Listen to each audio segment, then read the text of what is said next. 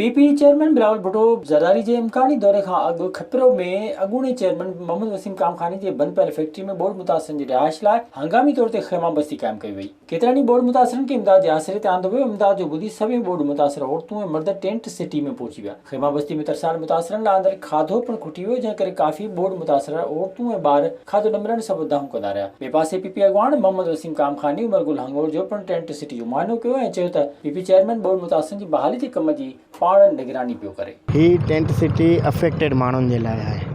असां पहिरीं प्लान कयूं हुयूं 3 टेंट सिटी ठाहिण लाइ।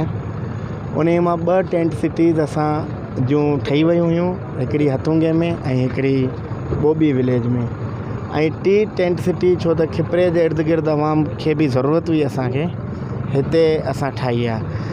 ऐं जेकॾहिं कंहिंखे ग़लतफ़हमी आहे त कंहिंजे विज़िट जे लाइ इहा टेंट सिटी आहे ऐं विज़िट खां पोइ ख़तमु थी वेंदी, त आउं तव्हांखे अश्योर थो कयां त इहा टेंट सिटी उन टाइम ताईं हूंदी जेसि ताईं इन माण्हुनि जा घर बहाल नथा थियनि। विज़िट कयो अवामी आवाज़ मीडिया ग्रुप जी वेबसाइट awamiawaz.pk।